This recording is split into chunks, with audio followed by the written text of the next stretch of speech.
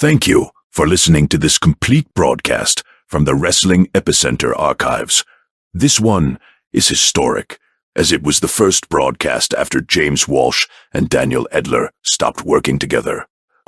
If you like what you hear, please click the like button and consider subscribing. It helps more than you know. Welcome to the show. Welcome back to the interactive interview, and welcome back to the interactive interview. Here we are, we're at a new address, but we're still the same with a new twist. My new partner is Erik Clancy, who actually wants to be a part of the show, which is more than I can say for my former partner. And Mr. Clancy, please introduce yourself so everybody knows exactly where you stand on the wrestling business. My name is Erik Clancy. Hi, everybody. I was actually on the show for a brief period of time during a Stump the Host. Which you lost. I did lose because of a few boneheaded answers. I had a brain fart.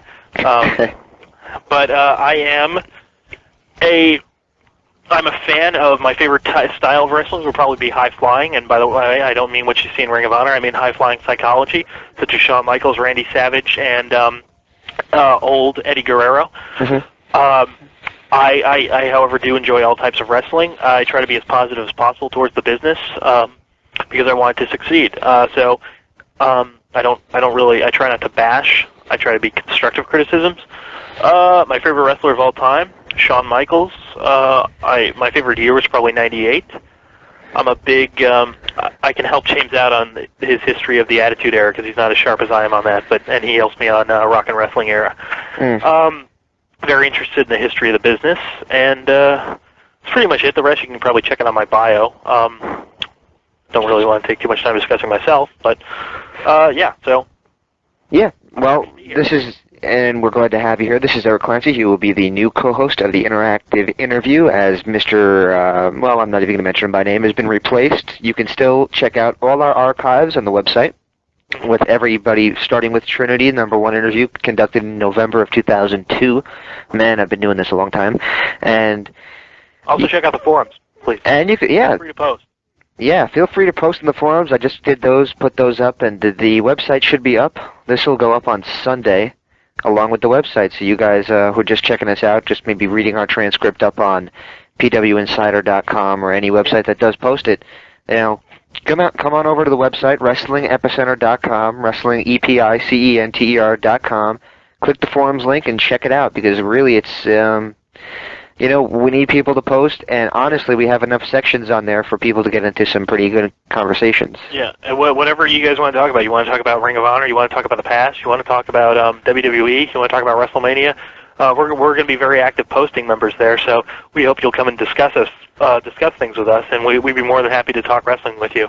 By the way, we're called the Wrestling Epicenter, and me and James chose this name, or James and I, my grammar's off, because an epicenter is obviously the center of an earthquake, and we want to be the center of wrestling as far as the news and discussion. We want to discuss everything that's happening in professional wrestling, but we want to do it in a mature and a intelligent manner. We don't want to be like a lot of the hosts out there who throw around a bunch of moronic things and just talk about absolutely nothing.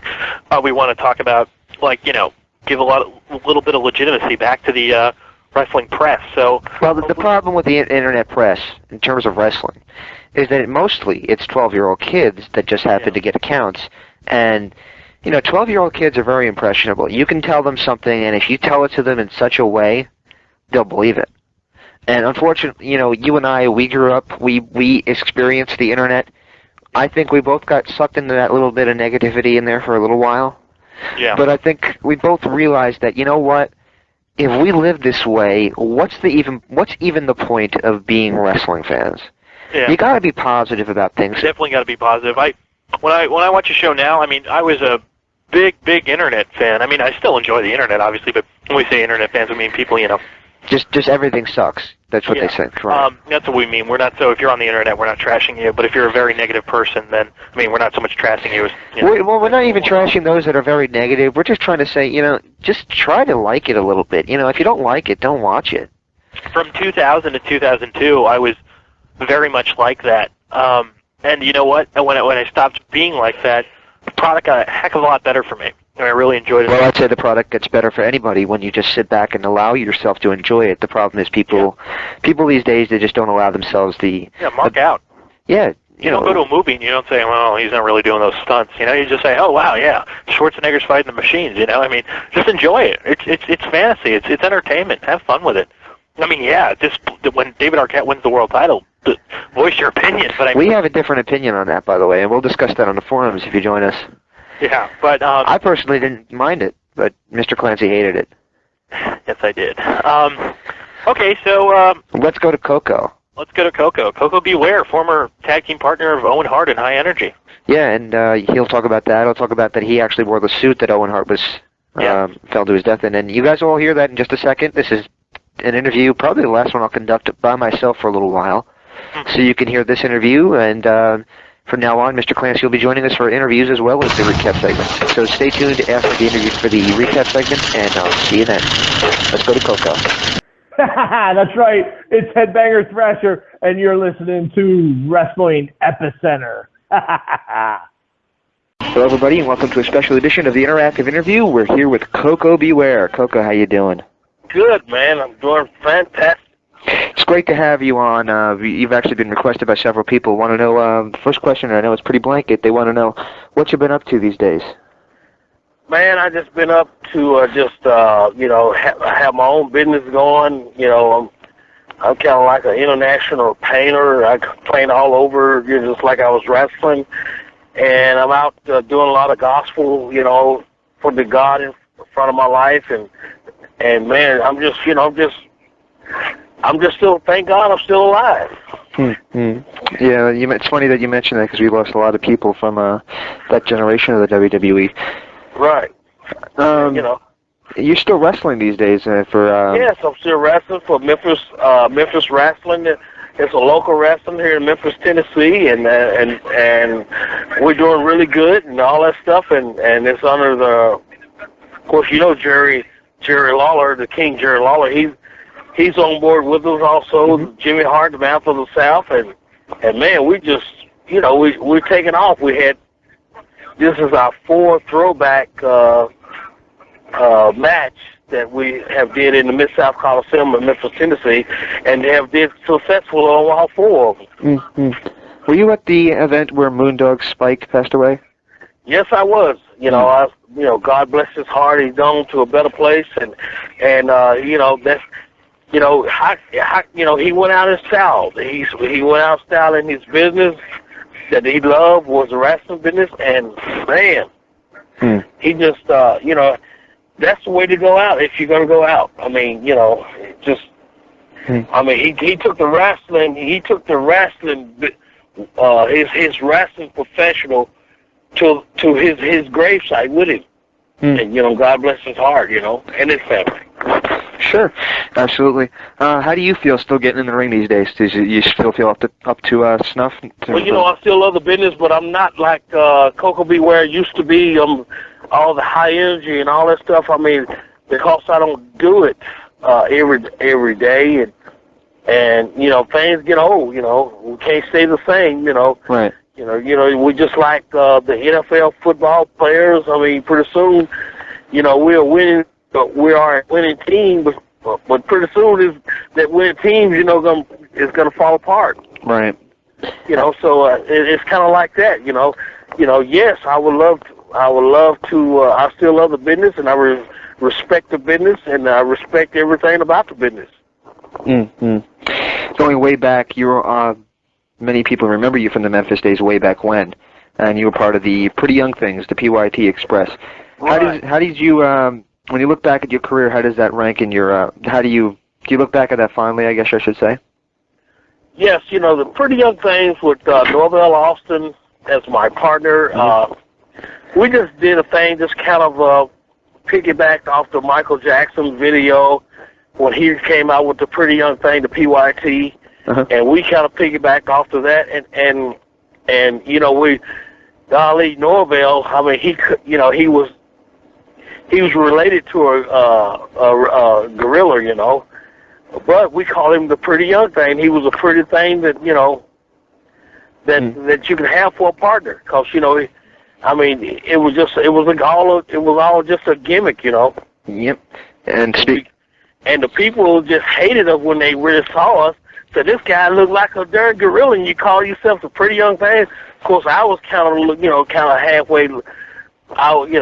Kind of looked decent back then and stuff like that, you know. But of course, Norvell, I mean, he was, you know, my partner. He was kind of. He had cauliflower ears, man. He looked like somebody ran over with a Mack truck. But we still call us pretty young things, and it really got over, you know, all through the Mid-South with Bill Watts and got over in Dallas, Texas with Devon Eriks big time, and I mean we had to fight our way. I mean we lost every match, but we had to fight our way back to the dressing room. Can you believe that? Well, back then, and especially in that territory, they believed it a lot more than they do now. Right. Yeah. You mentioned gimmick a couple minutes ago, and I will throw you this question. When you first went to the WWF, they gave you the Birdman gimmick. How did you enjoy the Birdman gimmick? What were your initial impressions? Well, I'll tell you what now they didn't give me the Birdman gimmick. What I did, I had a meeting with Vince McMahon, and Vince kind of let me have my own gimmick, you know. Right. So I came with the name, and I came with the Birdman gimmick. And he hit me in the meeting and said, well, what would you like to add to your gimmick? You know, I said, I would love, I flipped out a picture and showed him a picture of the bird and stuff like that. Mm-hmm. And I did that, and he said, oh, that'd be great. He said, well, we got the dog, and then with the British Bulldogs, and also Jake Snake's got a snake, and now you want to carry a bird. So I said, you know, that'll be good for me, you know, for my size and stuff like that. It's kind of like an equalizer, you know. It's kind of like a Hulk Hogan's punch. Right. You know, it keeps me alive. It keeps me right up there with Hulk Hogan, Andre the Giant, just, you know, with Triple H and all those guys. Mm-hmm. Of course, unfortunately, I think you said in a recent interview that we lost Frankie recently.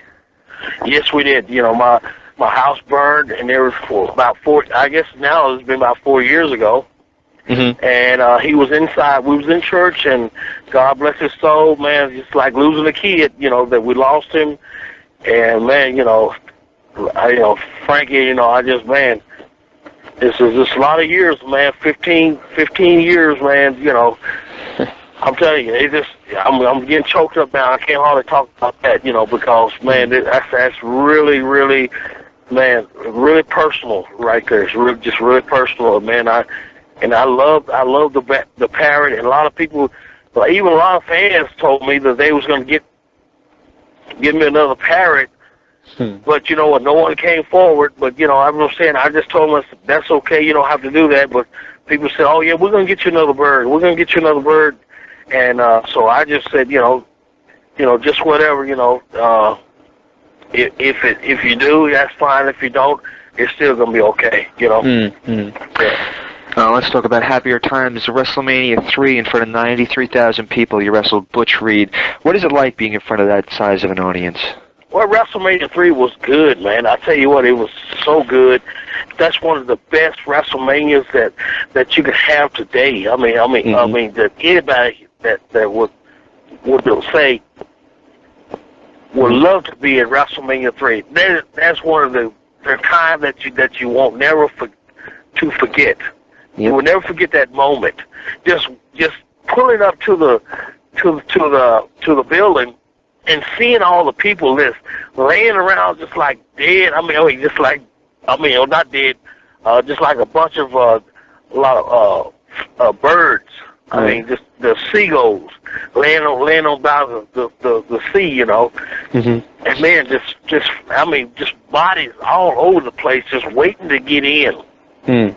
And then going down, being carted out on that little cart, man, and then had to go between all those 93,000 people. Man, what a great time it was. Mm. What a great time. I'm having goosebumps right now because, man, I can still feel myself, feel the moment, the atmosphere right now that WrestleMania. When every time I talk about it, I'm so excited because that was the biggest day of my life, and when we still hold all the veterans that was on that WrestleMania 3. We still hold the record of WrestleMania. But, and I know WrestleMania has been outstanding, with the new generation and all that, Triple H and Rock and all those guys. Yep. God bless their soul, but I just say we have a record that nobody has beaten that record yet. Absolutely. Nobody. I'm talking about all the sports.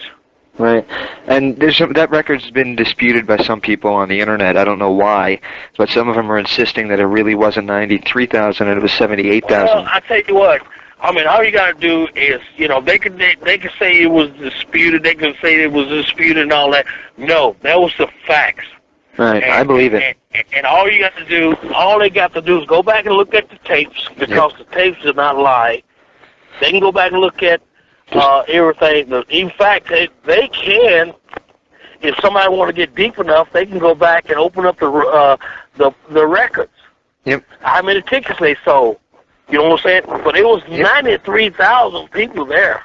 Absolutely. I mean, you can look when you look at the tape, you can see the sea of people there. It had to be like. And then all you got to do, I'll tell you the reason why I say there's 93,000. All you got to do is go to Pontiac, Michigan, and see the Silverdome itself. And just think, all the seats, it holds 70,000 people. Now, 70,000 people, just the seats, not even count the seating area on the floor. Right. You see what I'm saying? That's what makes it so 93,000 right there. Because the seats already 70,000 people. Even in an NFL football game. Yeah, it's definitely an impressive feat. That makes it already. You can get another.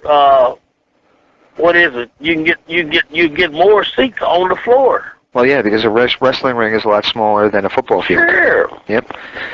Yeah, absolutely. Go ahead. No, go ahead. You sang some songs in the WWF, your theme song, and the Pile Driver theme song.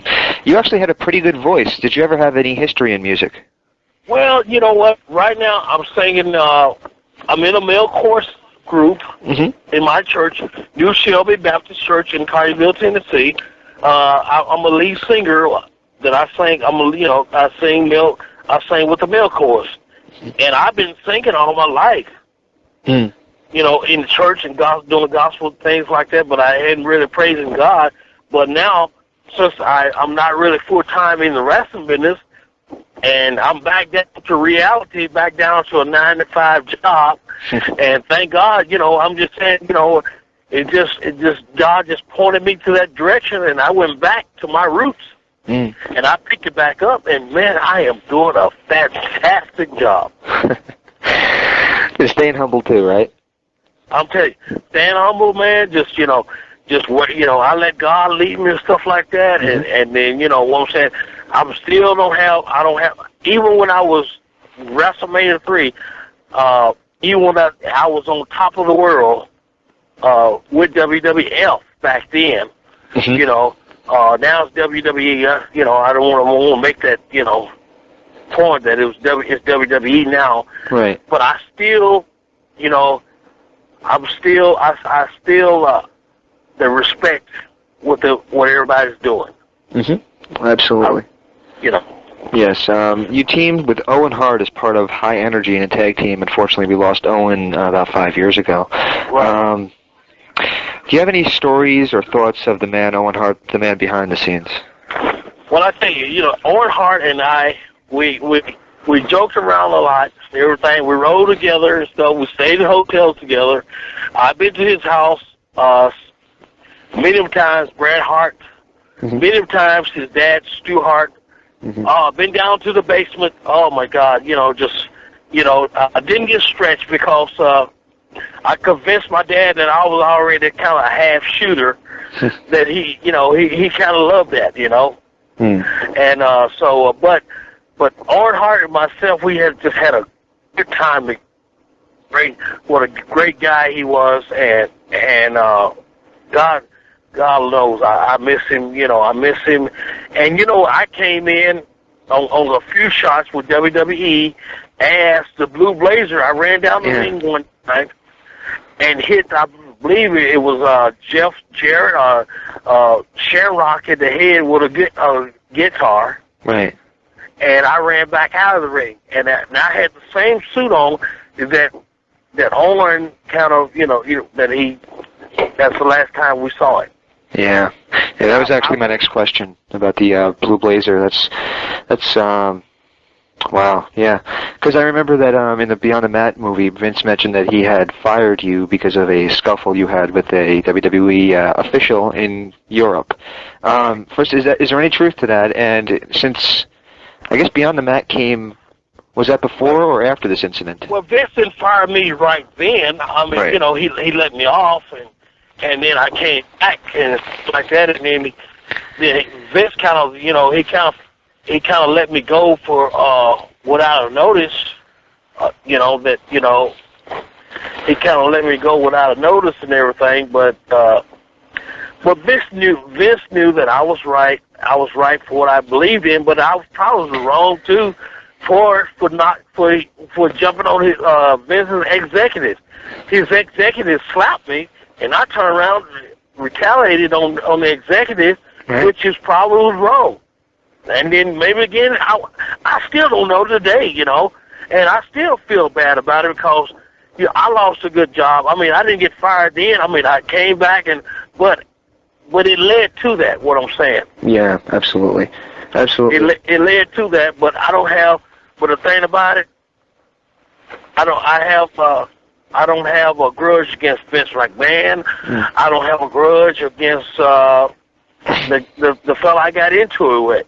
And that's the thing about Koko B. Ware, since that I got that I've been redeemed. Man, I don't, what I'm saying. I'm not gonna hold the grudge. I just appreciate Vince McMahon, what he did. Who he made me, who I am today. Mm-hmm.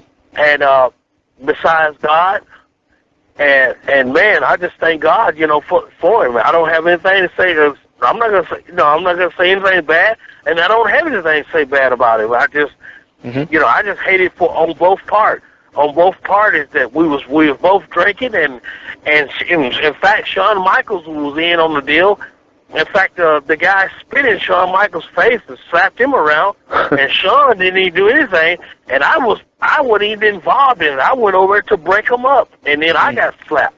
Well, I'll tell you what, if it was me, I probably would have done the exact same thing you did, because... Well, I mean, I'm not, what I'm saying here now, somebody can say, oh, he's lying or whatever. Well, it's not a lie, and I don't have to lie, about the story, because if you're gonna be a Christian, you can't lie about.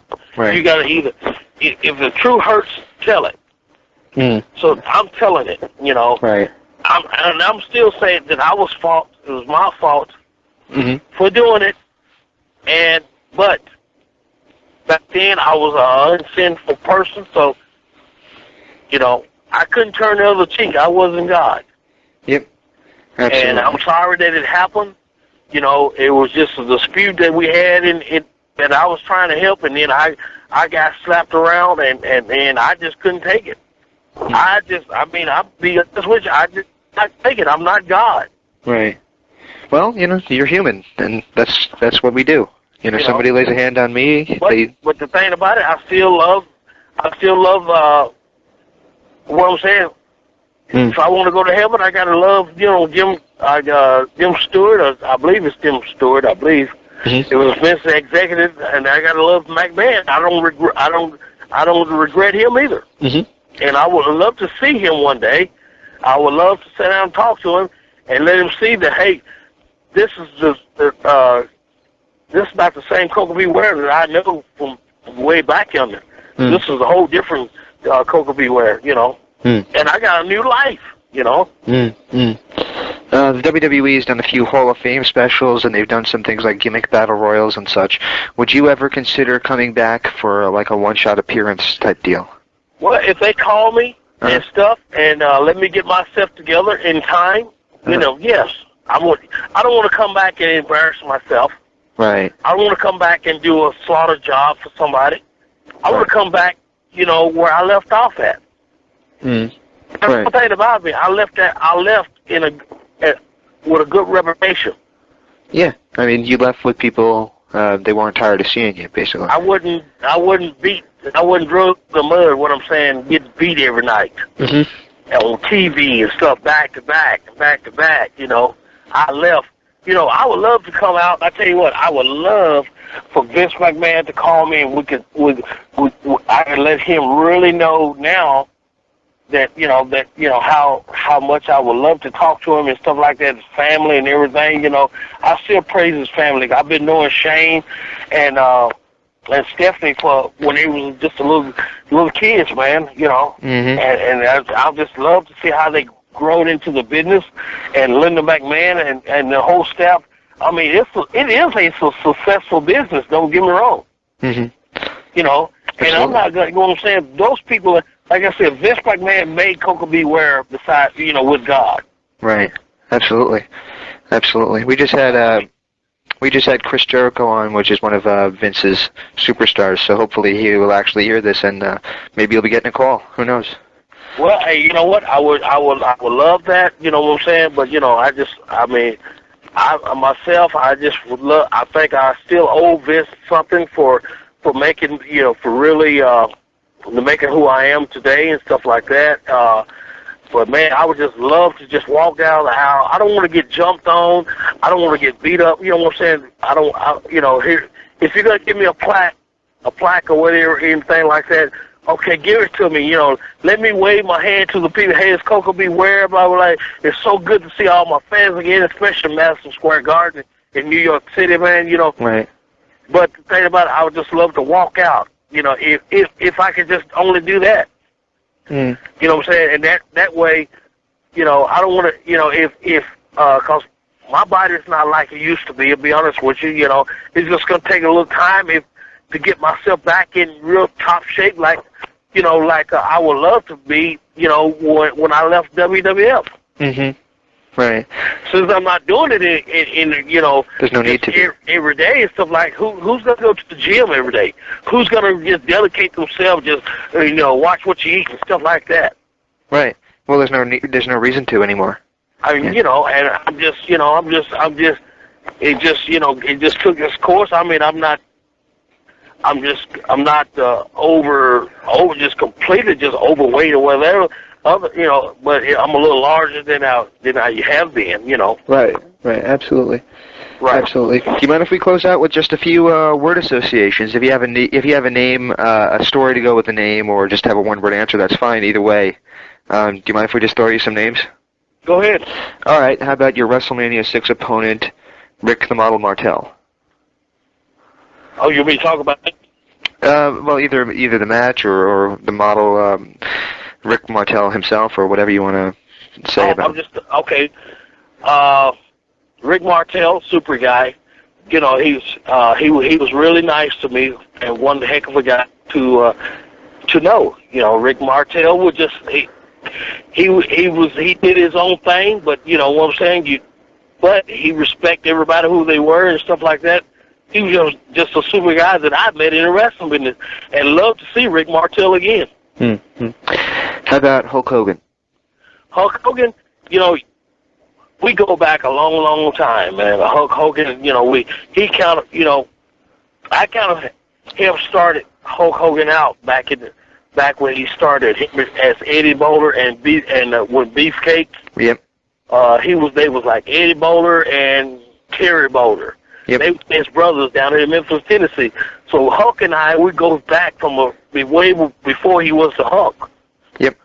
And I helped him out and stuff like that, you know. And I was so glad that he got a break in life. I mean, you know, because he was playing a bass guitar down in Florida, and he came up to Memphis, Tennessee, and he didn't know anything. That somebody took his money, you know, to train him, and took his money, so like didn't show him anything. Mm-hmm. But Koko B. Ware came in and showed him some things that I knew. Right. And I said, well, from now on, but to put it together yourself.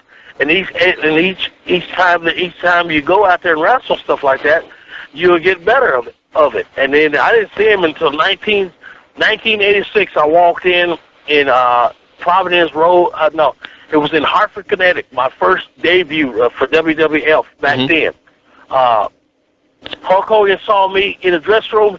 Oh, he screamed and hollered. He picked me up. He gave me the biggest hug. Oh my God! He said, "Y'all, this guy that helped me years ago down in Tennessee when nobody would show me anything." So it was just it's just memories about Hulk Hogan. He's the role model. And he's a super guy in my life, in my family. How come? And I'm just going to throw this question in there. How come after you left the WWF, you didn't go where Hogan had gone and a lot of the other WWF superstars from your era to WCW? Well, it's like this, I'm the type of person, I don't ever go and try to beg the promoter, can you do this for me, can you do that, you know what I'm saying, because I've always been independent. Vince, what's one thing about working with WWF and E back then, I said, Vince always wants you to be independent, Right. And I just never did, because if I have a good enough talent, I don't need to prove myself to, whoever was running WCW, what I'm saying, at the time. All they had to do was call me. And I'm sure if Hogan had total control of everything, I'm sure he would have called me. Yeah. I'm sure he would, but he probably didn't have total control. But I'm not going to hold it against him. I'm still love him as my brother. And what I'm saying though, I'm still love for CW. I'm not going to, hey, heck with those guys, but, what can I say? I've been there and done that. I already was established as a name. Yep. How about former tag partner from way back when, Bobby Eaton? Yes, Bobby Eaton, that's another one. See, that helped. When we did this, Bobby Eaton and we did this gimmick, Ebony and Ivory. Mm-hmm. That's when Stevie Wonder and Paul McCartney came out with that song, Ebony and Ivory. That's when me and Bobby got together, and down here in the South, it went over really well. Mm-hmm. And we become the first black and white tag team,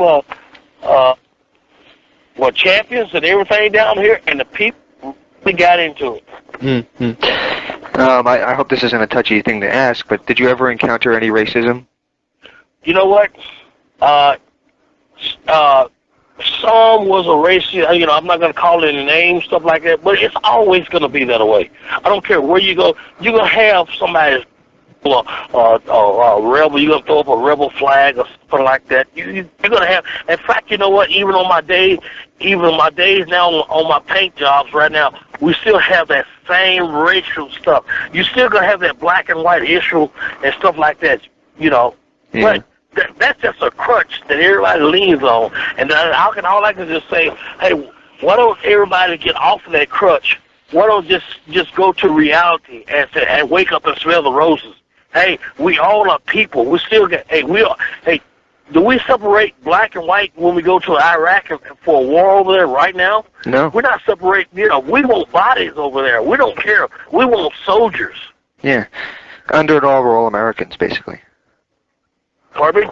Under it all, black or white, Hispanic, whatever, we're all Americans in this effort. We're all Americans, correctly. And we all should get along, because all the old black, because I'm black, they won't let me do this. Because I'm white, I can't get in there because there's too many blacks. No, let's get out of that mentality. Let's throw that out the window. You honky this, you nigger this. Let's throw it all out the window, and let's get down to reality. Absolutely. Am I able to do this? Am I qualified to do this? Right. Absolutely. I absolutely agree. I got two more names for you. Jerry the King Lawler. Jerry the King Lawler, another good friend of mine. Jerry Lawler helped me back in 1979, and when we used to, that's where I learned. That's why I really learned the business. I didn't go anywhere until 5 years before I went to another territory in 1979. Jerry the King Lawler helped me out a lot because we used to have all kind of matches, a pull-apart match, a barbed wire fence match, what they call a handicap. No, it's not a handicap. It's where you throw the guy in the ring and stuff like that. Battle Royal? A battle royal, but the guys throw you back in. Oh, lumberjack. A lumberjack match, correctly. Thank you. And you know, we had a cage match. We had all these kind of matches in the Mid-South Coliseum with Bill Superstar Dundee. I was the first guy to have a scaffold match in Memphis, Tennessee. I mean, I even wrestled the first black wrestler against Ric Flair today. You know, right there. We went 25 minutes in the Mid-South Coliseum. First black guy that wrestled for the world's title belt there and drew money back then. But you know what I'm saying? We made history, you know, back then. And Jerry Lawler was a real big part of my successful that made me what I am today also. Absolutely. And the last name I have for you, and then I'll let you go because I know we've gone a little long, but I've honestly thoroughly enjoyed this, I must say. The last one I have for you is Vince McMahon. Vince McMahon, like I said, you know, God bless his soul. He gave me an opportunity, a golden opportunity from a little po' boy, from a little country town, from a little hick town that didn't think that he was ever going to see the sunshine. And man, he made Koko Beware who I am today. I want to thank Vince. Vince, I want to thank you. I want to thank you for WWF. Thank you for just the whole, for the WWE. I mean, you've just been outstanding, what I'm saying. And I just hated for the problems that we had that with your executive and stuff like that. And but for Vince McMahon, you know, the Vince got ways, but you know, but who don't? Being a boss, who don't have ways? You know what I'm saying? But you got to understand your boss. He is the boss, you know. Yeah. So he's supposed to have ways. Yep. Yeah, you just got to know who you work for. Well, we really do appreciate it. Thank you very much, sir. Well, I thank you very much, sir. I really can't thank you enough for this time. Is there anything you'd like to say to your fans just to sign off? Well, I just want to say to the fans that, hey, Koko Beware is still alive. Koko Beware is doing good. Koko Beware has been blessed by the grace of God, and I just want to tell everybody, if you feel down and out and stuff like that, just turn your whole life over to God, and He will work it out. And Vince McMahon, keep up the good works, and God bless you and Linda. And I'm not saying this on a politic thing. I'm saying it from the bottom of my heart. Absolutely. I'm just going to give you one last question here. Since you've been mentioning God several times, there's a Christian wrestling federation going around run by Ted DiBiase and a couple others. Have you spoken to Ted DiBiase recently? Because he also has found God. Yes, I have. I spoke to Ted, and in the future that we're going to be working together and stuff like that. I've been busy, and Ted's been busy. And one time we were supposed to do something here in Memphis, Tennessee, but something happened, came through, but we didn't get a chance to do it. But it's in the making, and I want to share. This conversation. I want to share it to the whole world. I shared my wrestling to the whole world. Now I want to show them another side of Koko Beware. You know what I'm saying? But I want to do it. I want to do it in the name of the Lord. Absolutely. In the name of God, you know. And I tell anybody, if you don't have God in your life, yes, sir, your ship is sinking. Absolutely. I totally agree with that. Absolutely agree. And I thank you all for the opportunity, and I want you all to get a blessing from this interview, because God is going to make sure that my cup is going to get full, and my cup is going to run over, that I can fulfill somebody else's blessing. Absolutely. Well, we really can't thank you enough, and if you ever have anything that you'd like to promote, just let me know, and I will do my best to help you out. You can call me anytime. You can call me anytime you get ready, you know, and I'll be talking like this today, tomorrow, next week, or whatever. Feel free to call Koko B. Ware anytime and just to say hello. Absolutely. Thank you very much, sir. Stay tuned for more from the interactive interview. This is the Raging Hot Dog Cajun Live LaRue, and you are listening to the interactive interview. Welcome back to the interactive interview. That was our Koko B. Ware interview to help kick off the Wrestling Epicenter edition. Or the Wrestling Epicenter era, maybe I should say. Well, I guess we should start off talking a little current events. We're recording this on January 22nd. It's like after midnight, but January 20th, I guess, 2005. So SmackDown aired tonight, and I didn't catch all of it. I did catch the John Cena match, and it was cool because he came out without rapping. So I thoroughly enjoyed the segment a lot more without Cena. If you don't know, both James and I, although we agree he's very talented, don't enjoy his character. I mean, granted, I'm not going to deny it's over. I'm not going to be like people who dislike Triple H and then claim he's not over. I mean, he's over. I just don't like the character.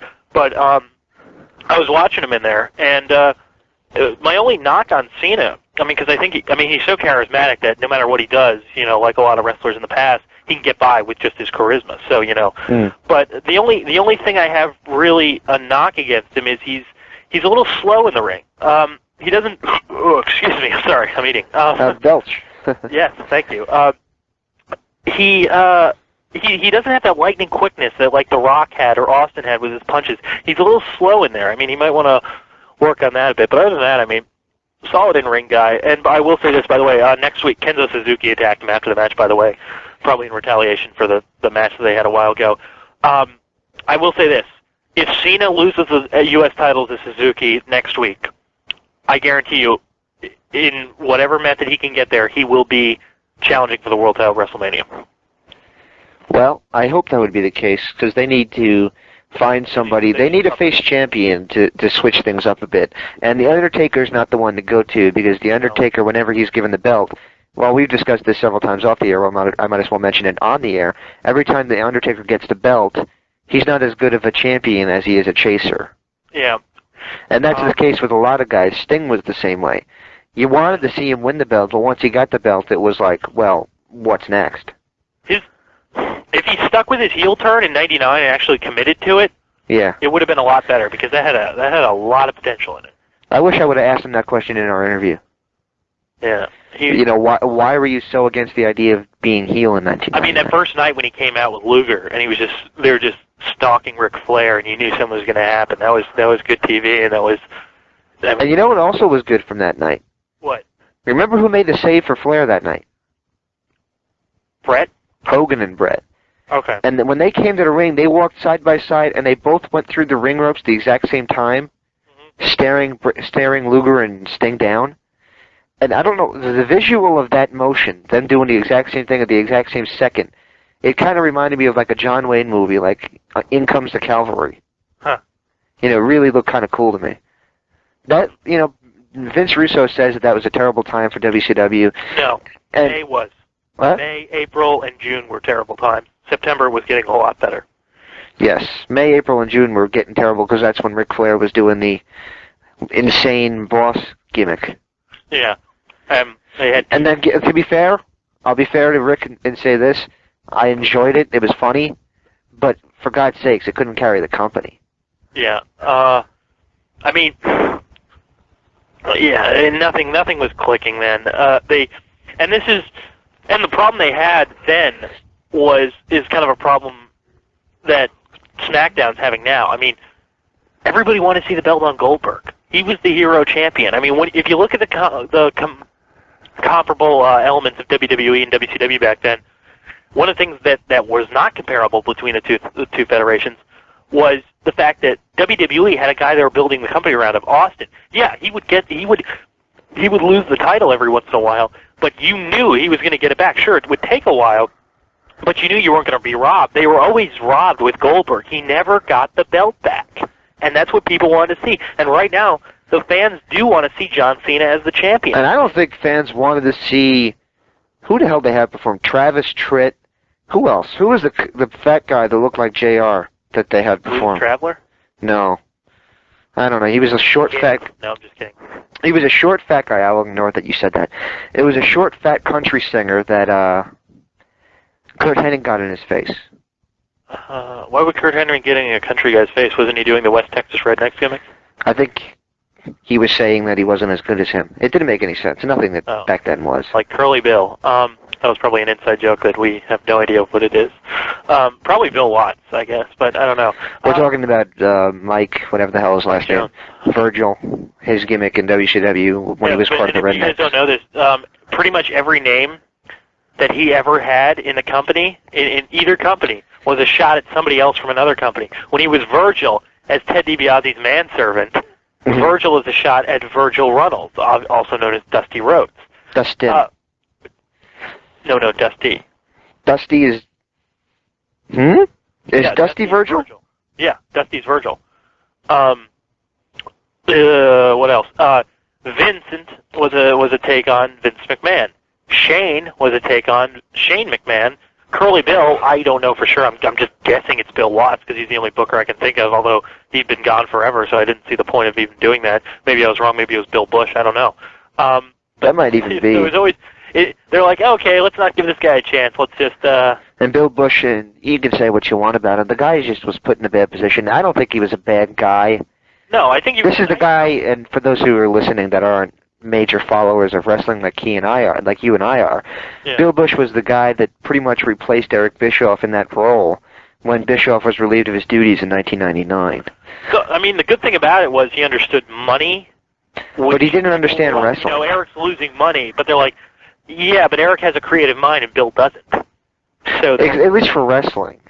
Yeah. You know, there's a special kind of thing, a special kind of mind you need to get over or to get things done in the wrestling business that is different than anything else. Yeah. I don't know what it is. And people think that these guys aren't athletes, and that really pisses me off, but I won't get into that now. Yeah, they definitely are. I mean, different kind of athlete, but... Different kind of athlete, different kind of actor, different kind of showman. But I get very angry... He's a pro wrestler. That's what it is. I get very angry when people try to say that anybody can do it, because if you think that's the case, I'd like to see you... You know, Road Warrior Hawk used to say, and this was back in the days of kayfabe, you know, you go to a bar at night and somebody would come up to him and says, well, what you do is fake, and he said, I'd throw them a couple of fake punches and see if they could take it. You know? Yeah. I mean, the fact is, you get hit, it hurts, and some people get hurt worse than others. And the bottom line is, regardless if you like wrestling or not, you damn sure better respect it. Yeah, and granted, though, there's a big... some people seem to think that... and granted, I mean, people are going to get hurt, and I'm not saying pull everything, but a lot of people don't seem to appreciate some wrestlers as opposed to others. Great example. I have nothing against the guy personally. Mm-hmm. RVD. A lot of fans think he's the greatest thing of all time. Yet when he came into WWE, he must have injured like 80 people. I mean, wasn't it Rick? And correct me if I'm wrong here. Didn't Ric Flair get pissed at him that he kicked him too hard? Or was that Vampiro? I don't know. I'm not sure. Either Vampiro or somebody got pissed. Flair got pissed at him. Angle did. Okay. But, so, I mean, anyone can, now I'm not trying to take away anything from Van Damme here, but anyone can go out there and beat the living hell of the guy and make it look cool. It takes a hell of a guy to do what Chris Benoit and Bret the Hitman Hart do and go out there and look like you're killing them, but having them be fantastically safe, because, I mean, this is professional wrestling. It's not, you know, it's not ballet, right. You know, it's not UFC. I mean, they're not out there to hurt the other people. You're working together. So, I mean, yeah. The key is to make it look like it's damaging, but walk out there and be able to walk out without any injuries. Yeah. And the thing is, Bret Hart has a record, and he gloats about this in Wrestling with Shadows, that he never hurt anybody. Rightfully so, gloats about it, that he never hurt anybody in the ring. The irony of his career, though, is his career was ended by an injury from that moronic kick by Goldberg. Right, and apparently Mr. Hart is not too happy about that. No. I've heard him go both ways. I'm going to try to get Bret on the show so everybody knows. Fantastic. Yes, it would. I've been trying. I've been contacting the... We can have him listen to the Ric Flair show. Yeah. I might even send him a CD of it or something beforehand and say, okay, now will you come on? But anyway, I've heard Brett go both ways on it. He said, oh, I don't blame Bill. You know, it was just an accident. Accidents happen. And I've also heard him go the other way and say, you know, what an asshole. So, you know, I don't know. The bottom line is when you watch that... Careful. When you watch... Should have been more careful. Yes. When you watch that clip, Goldberg's leg is straight. Yeah. Now, when you throw a kick, for example, watch Shawn Michaels.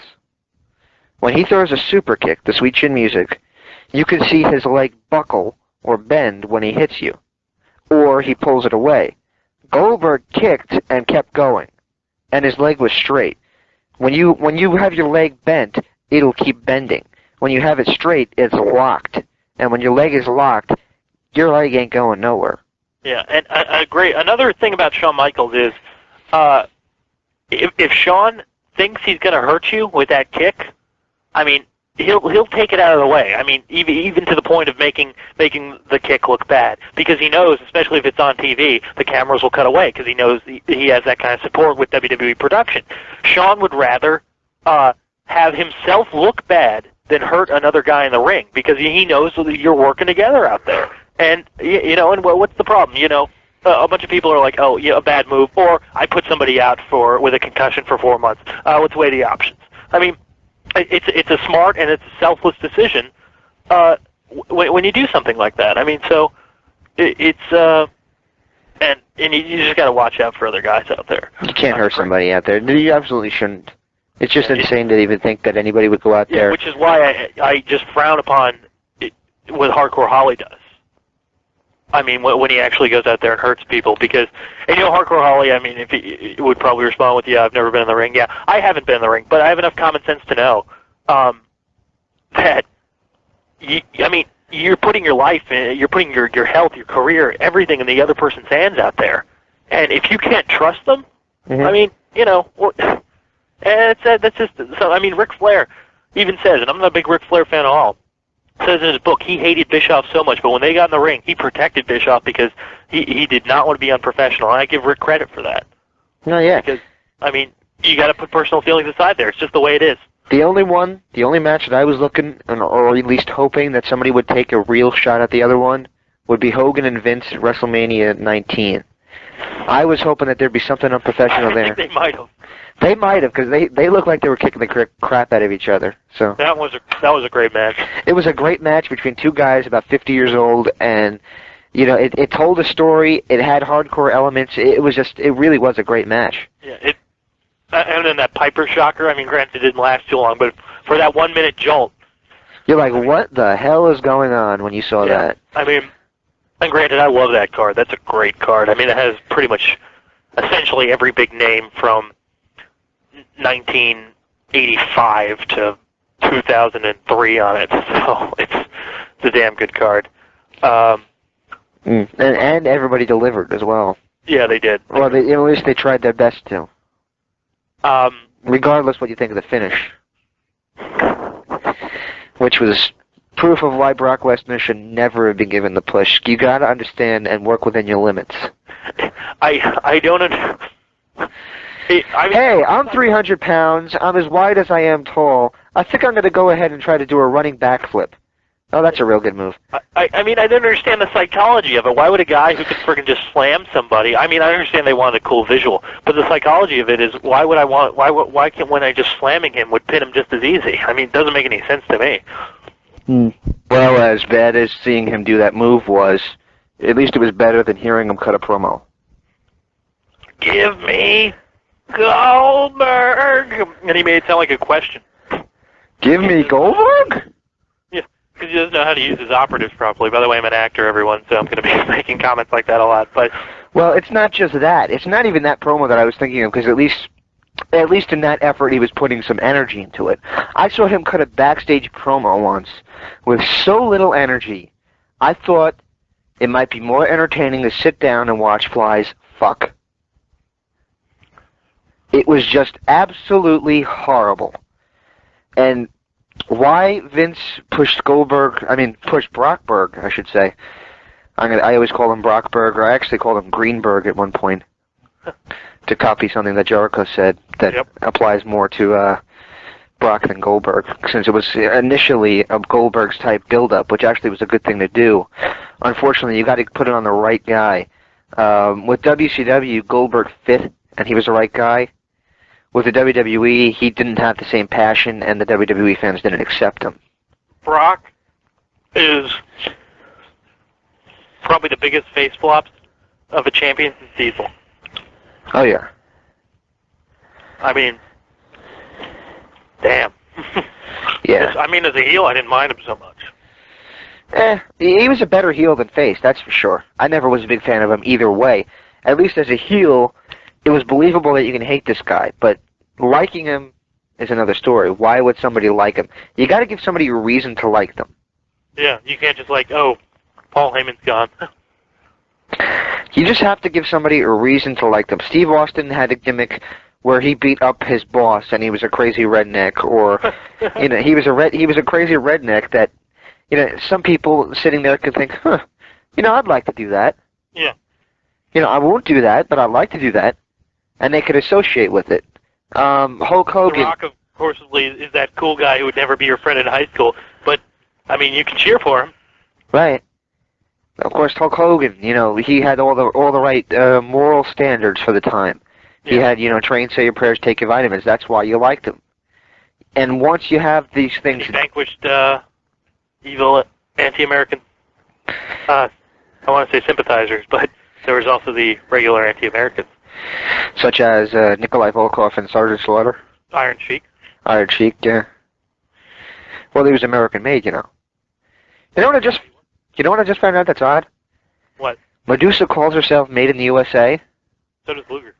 But you know what? Yeah. But you know what? You know what's odd about Medusa saying that? She's Canadian? No, she was actually born in Italy. That's funny. Medusa Mistelli. Yeah. Born in the boot. Anyway. That actually is pretty cool. What? Born in the boot. That'd be a cool phrase. I guess so. Back to SmackDown anyway. Okay. I think we should talk about, just for sheer morbid curiosity, I guess we should talk about Undertaker versus Heidenreich. Okay. Have they given Heidenreich new tights yet? No. Why not?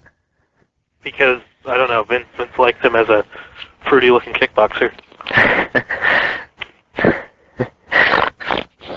What? I don't know, that just caught me funny. Oh. Okay, sorry.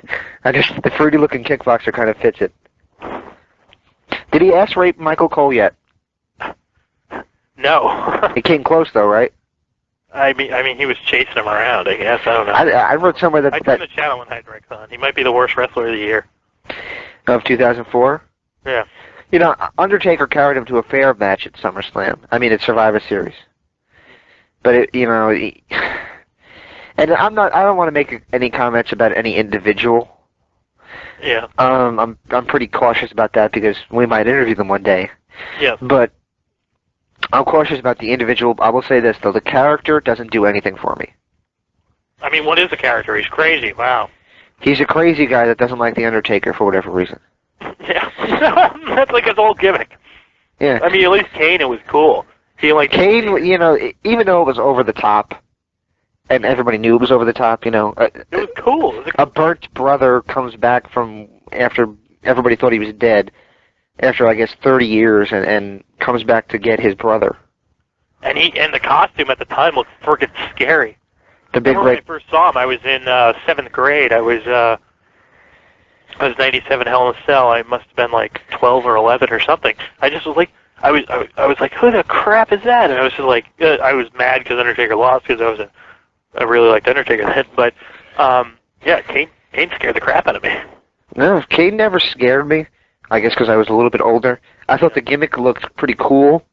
What I didn't like was when I had all the WWE marks, and I went to high school right by New York City. In '96 was when wrestling started getting popular there, real popular. And WCW was all people wanted to talk about in my school. It was that way until about early '98, And in early '98, everybody's telling me how unbelievable WCW was. WCW's not believable, man. It's just too cartoonish. So I was like, okay, well, let's see what they're doing on Raw. And I see Kane pointing his finger at somebody and shooting a lightning bolt at them. And I thought, yeah, that's real believable. Well, it was cool, though. It was. It was a cool visual effect, I'll give it that. I understand what you're saying, like, don't be a hypocrite, but... Right.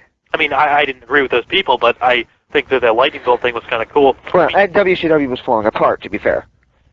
It was, in '98 really was the beginning of the end because you just saw it.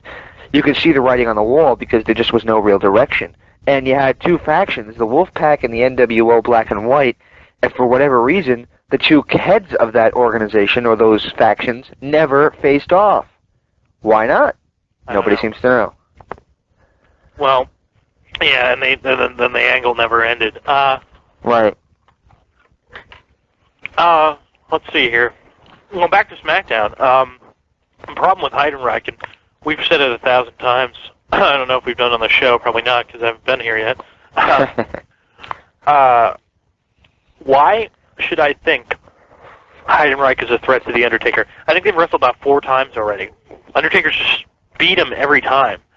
And who has Heidenreich beat? He's beaten probably like Funaki and like Josh Matthews. Ooh, he's an announcer.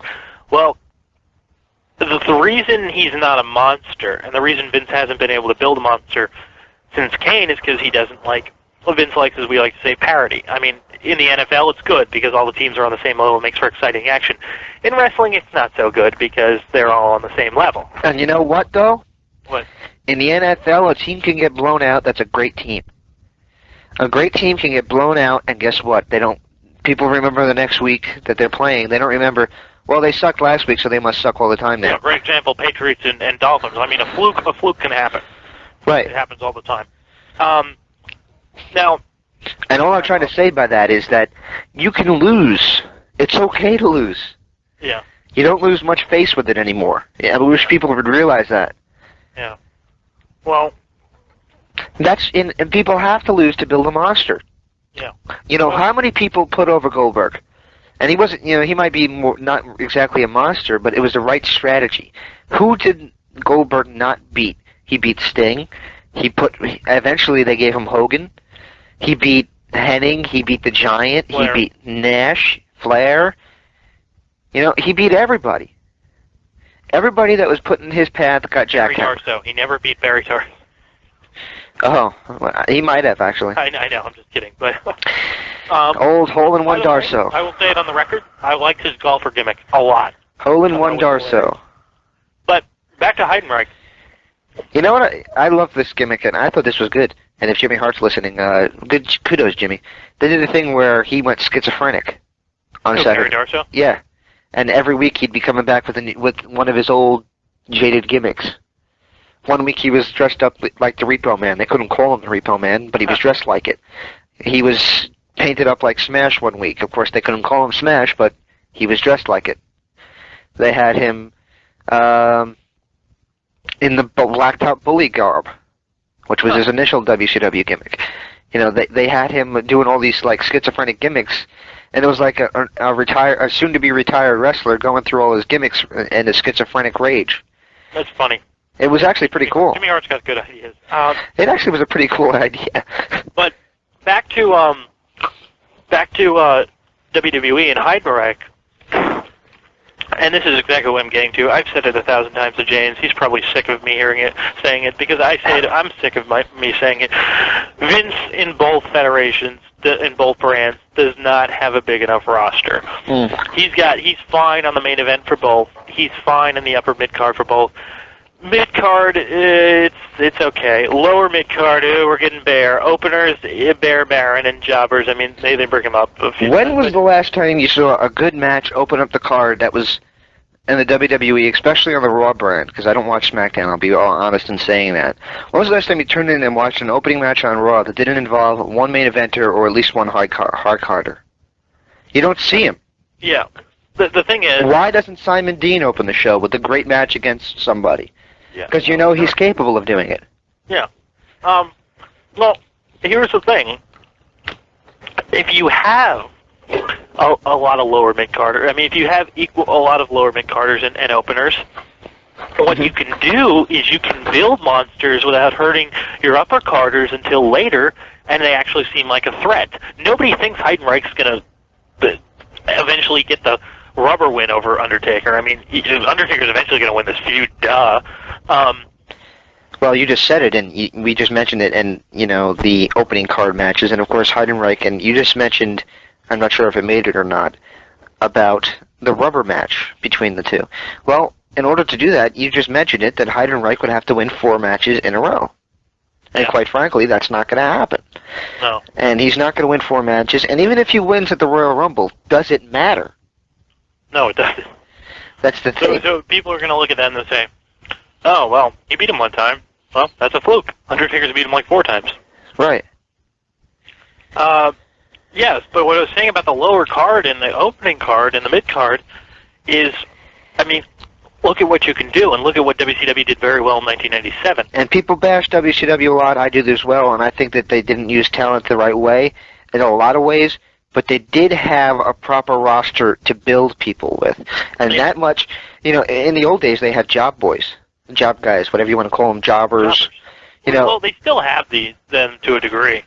Yeah, but they're on velocity, and there's not as much pressure put on it. Way back when, even the Monday night show, or Tuesday night show at one point it was, prime time, you'd tune in and you'd see a lot of jobber matches and maybe 1 or 2 actually good matches. Raw used to have jobber matches. Yeah. Back in 93. In 93, 94, 95, and I even think it's part of 96. Yeah. It really wasn't until WCW started just putting on pay-per-view quality nitros every week, which Bischoff will admit to, and that's when things got difficult for the WWE, because they realized... Tougher to top. They realized, people are obviously going to watch this because they have better matches. We better do something quickly and get people to care. Yeah. And by the way, I was just watching, and I mean no disrespect to the individuals. Once again, no disrespect to the individuals at all. But I was watching a Nitro from November 96, and in that they had the Rock and Roll Express as a regular tag team. It's actually taped about 3 Nitros from 1996 November. And then the Rock and Roll Express were an established tag team in WCW at this point. I never even remember them being there, first of all, and I watched every Nitro. Second of all, the crowd didn't seem to care.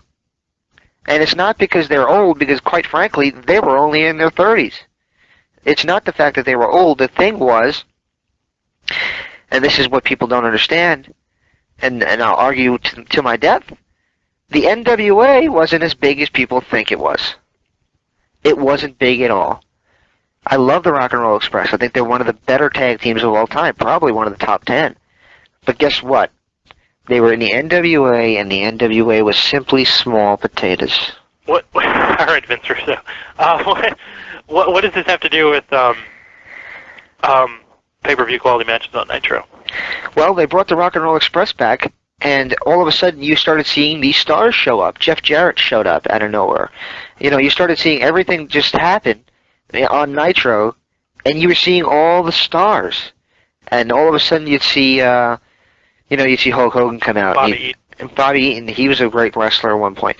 You'd start seeing everything. You saw the old WWF superstars like Greg the Hammer Valentine on there. To a lesser extent, Marty Jannetty a couple times was on there. You had those stars. With Jericho in 98, by the way, they had. They had a couple, yeah. Marty's hilarious, though. We're going to try to get Marty on to actually come on for part 3, because he's been trying to come on, and he's having legal troubles, and that we'll keep that to him to say. But if you're wondering why he hasn't come on yet, that's why. But we will check back for Marty updates, because hopefully we'll have him. Yeah, because I really want to have him, especially to kick off this show, or this edition of the show. You know what I mean? This I reincarnation of the show, maybe. Oh. Yeah. Well, if I can get back to the roster situation, if you have a lot of openers, the lower carders can beat them and look better. And then the mid-carders beat the lower carders, they look even better. And then the upper carders beat the mid-carders, and it goes on and on. This isn't a new thing. It's been around forever. I mean, it's just common sense to do this. So, I mean, I don't know why they're not. But, I mean, maybe Vince is like, I want to cut costs. Well, just bring up a bunch of guys from the independent scene. They don't even have to be superstars in the making, just bodies, you know? Because, I mean, we're seeing the same crap over and over. Mm. I mean, Well, they're advertising Ric Flair and Randy Orton for next week. That was a Taboo Tuesday main event, and, you know, nobody even cares now. And then it was also on the next week's Raw. The next week's, 6 days later they had a rematch. They've got nobody to match up with. And that's, to be fair, the WWE has had this problem for years. How many times was it Undertaker Austin? How many times was it Rock Triple H? Well, a lot of those men... In Undertaker Austin, it's just Austin only wanted to work with Undertaker. Triple H and Rock, at that time, their roster was, I mean, the 2000 WWE roster is ideal. That's how you should have it, because they had enough people everywhere. For example, and this is just to give people a throwback, go ahead and pick up a cheap copy, used copy, whatever, of No Mercy, the video game for Nintendo 64. Plug that thing in, you can probably get the whole system and the game for no more than $30. Maybe 50. Plug it in, turn it on, and look at the roster. You had the first 9 guys: Rock, Triple H, Austin, Undertaker, Kane, Benoit, Angle, Jericho. Yeah. You had the next guys, which were some tag teams, but they were superstars in their own right. Then you had after that, and, you know, after that. You had levels of superstars, and there were a lot of superstars in that bunch. Yeah.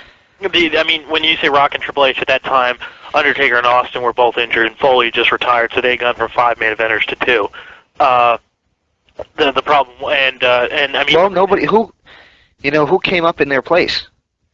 I'm going to tell you in a second. Okay. But at the time, the only main event people that they had were those 2. So WWE went into panic mode, and they were like, okay, let's bring up all these guys. By the beginning of 2001, the main eventers were Angle, Rock, Triple H, Austin, Undertaker, Kane, did I say Angle? Yes. Jericho, Benoit. Those guys, that's 8 main eventers. Right. And that is one of the big reasons both WWE and WCW took a plunge. They had too many main eventers. Yep. You can't overstock one section. You just can't do that. I mean, look at WCW. I mean, granted, there was many problems, but a big problem was too many guys in the top. Hogan, Flair, Nash, Sting, Savage, Luger, Goldberg, Luger. Who else do they have? They could say Flair, but he was pretty much pushed down once Hogan got there. I thought Flair, we'll argue with that, but I thought Flair was on top a lot. Page. Yeah, Page is another one that was on top. Giant was on top for a while. I mean, look, I mean, that's just about as many as WWE had. I mean, that's a big reason, because there's only one main event spot. That's why the ideal number is always 4. I mean, so you can have 2 guys in the main event. Well, you mentioned 2 guys in the match right before that, or you can mix them. You can have 3 matches with the other 2 guys mixing up with upper carders or mid carders. Yes, and that's the strategy a lot of them used. And if you want to go back, you mentioned the Attitude Era. I'll go back and mention Rock and Wrestling Era. You had Hogan at the top. He was the number 1 babyface. Below him, you had Savage. And to a degree, you had Ricky Steamboat. Those were probably the top 3 in the company. Of course, you also had Piper, who could either go heel or face. I mean, they had Barney Steamboat in her interview, and I strongly suggest people go into the archives and listen to it. She mentions that they did a mural of 4 people in the WWE at that time. That was going to be the emblem of the WWE offices. It was going to be Hogan, Piper, Savage, and Steamboat. That was going to be the mural. And that's pretty much, that should be the top 4 guys. Now, of course, Hogan and Steamboat hardly ever interacted. Well, a better example would be in '88. The main eventers were Hogan, Savage, DiBiase, and Andre. Yeah, and they were in tag team matches. SummerSlam in 1988, where Liz pulled her skirt off. No. Many a nights I sat there watching that thing in slow motion. Okay. Unfortunately, yeah, but now it's just disgusting. But. Well, but I mean, yeah, and if you go back to the early part of the Attitude Era, you had Austin, Undertaker, Foley, and Rock. That works. That's fine. And then eventually, Undertaker got injured, then it was Austin, Foley, Rock, and Triple H. And you're like, okay, that works, but, something's going to have to give. I'm sure it can work with like 1,000 main eventers. I've never seen a major wrestling company do it. I don't know if we ever will. And let's be fair, it's working now. I think it just could be better. Well, I mean, look at the main eventers you got. You got on Raw, you got Randy. I mean, don't kid yourself. The reason the brand extension, money was a factor, but we want to see the main eventers at one time? Hogan, Triple H, Rock, Austin, Michaels, Steiner at the time, Nash, Goldberg, Lesnar, Angle, who the hell else? Benoit was coming up. Eddie was coming up. Who else did you have? Kane. Did I say Undertaker? If I didn't, Undertaker. You had so many friggin' main eventers. That's a big reason for the split, because people are getting pushed down the card. And let me also say this, though. You can't undo the split right now. And I would. No, I do not think they should undo the split. Everybody thinks that they should. Everybody thinks that they should. I read a lot of people on the internet doing it, and a lot of people yelling at me that I disagree with that. No, that would be one of the dumbest things they could do. You can't undo it right now because, first of all, you have two strong heel champions, and we both know if they went back to merging, which one would end up on top, and what would happen. I don't even know what would happen to JBL. Because if he wasn't the top guy on either company right now, or at least near the top, he'd go probably back down in heat. Yeah. That's just the way it is, and he's the world champion now. What happens to the other guys? I think half the SmackDown roster, maybe even more of the SmackDown roster, gets buried because Raw is just so dominant right now in terms of star power and in terms of creativity and what they're doing. People right now equate Raw superstars as more important than SmackDown superstars. Well, it's like AFC to NFC. Right. I mean, AFC I think was, I forgot, but it was a staggering, I think, almost 3-to-1 ratio of the wins over. I mean, that's exactly comparable to SmackDown and Raw right now. But if you look at the main eventers, I mean, both have 4. On Raw, you have Orton, Benoit, Triple H, and the hell's the last guy? Michaels. And you can argue that you have Jericho and others. I mean, Jericho got pushed down, and I hate it. I hate that that's the case. I love Jericho, right? But they always keep him near the top just in case they need him. Yeah, but they don't do anything with him. Yeah, which is a shame. SmackDown has JBL, Angle, Big Show, and Undertaker. You have the 4. I mean, if you don't think the 4 works, essentially look back at every majorly successful period of time that wasn't about to head towards a plunge. They have 4. It works.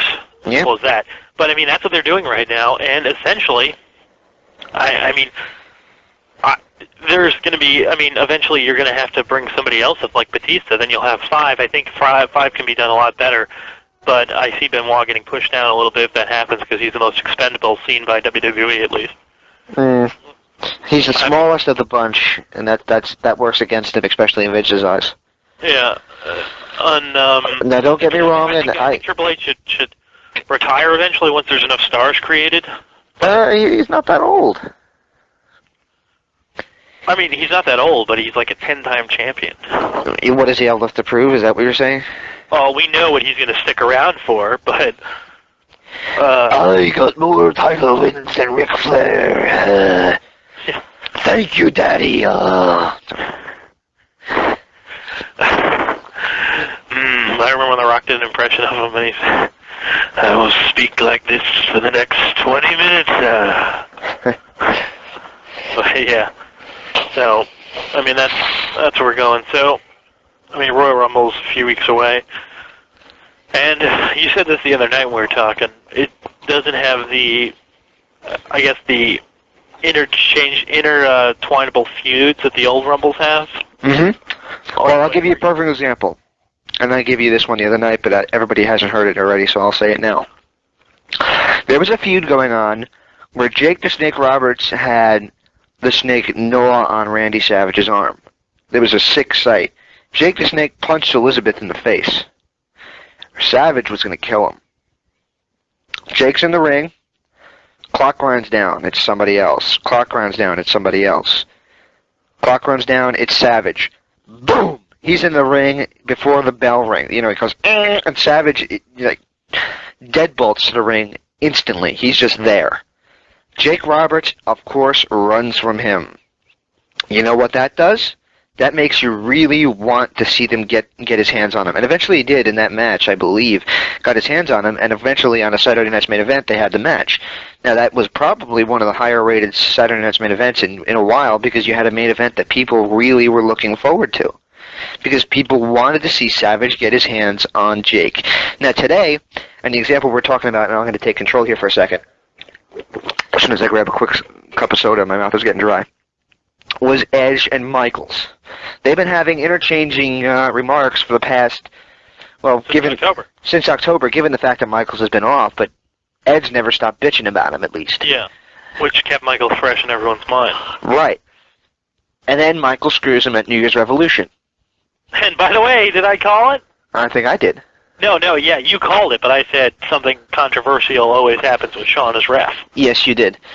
You absolutely did. So here we are, about to enter the Royal Rumble. I equate this with Jake and Macho. They should not have a match before the Rumble, especially since both are in the Rumble. And they're going to do that. Which, I mean, if I was booking, what I do is, like, this week on Raw, I'd have Sean doing an interview, and then I'd have Edge just spear the living crap out of him, like into a wall or something, and just really F's up Sean's back. And for the rest of the thing, they're like, they show Sean. Better idea. Michaels cuts an in-ring promo, and Edge comes to the crowd and spears him, and then throws him over the top rope. And says cuts a promo saying that's what's going to happen. That's what's going to happen this Sunday. Okay, but other way. Anyway, Sean would be injured at the end. I mean, he'd be really hurt. The announcers would sell. Hold on one second. Excuse me, I'm drinking soda. The announcers would sell the fact that Sean is really hurt, and they don't know if he's going to be able to compete in the Rumble. And by the way, the Edge match is not taking place because in my fantasy booking world they didn't do that. So they're like, right. You know what? Card subject to change. We're sorry, buddy. Sean might not be able to compete. Just go, and you don't see Sean again until then we get to the Rumble. Edge is on a roll. Edge eliminates a bunch of jobbers. Scotty Too Hot. He's really confident in the ring. The buzzer goes down, and it's Sean's music. Instead of Sean coming out, they have somebody else come out, and we're informed by the announcers, that was Sean's number. It looks like he's not going to make it. Then Edge eliminates that guy, and then Sean's music comes on again. He's barreling down. He's like bandaged up. He's everything. He comes down, and Edge, can either run out of the ring or they can go toe-to-toe. I think the crowd would eat that up. Absolutely. And guess what you can do with that afterwards? WrestleMania. Build that match up and don't give it away. Maybe have a tag match. I'm not even crazy about that idea, but I at least tease it with a tag match. You could do like a tag match at the February pay-per-view. Yes, but you don't give it away. And that's the problem with these... Yeah, they are giving away for free. With these pay-per-view quality Raws... Not to mention the 80 pay-per-views we have a year. Yes. With all these with all pay-per-view quality Raws and pay-per-views, period, you have a lot to equate to. You have a lot to try to equal every week being a pay-per-view, which means that you have to sacrifice some things, and unfortunately, one of the things you're sacrificing are long build-up feuds that you really can't wait to see the burn-off to. Yeah.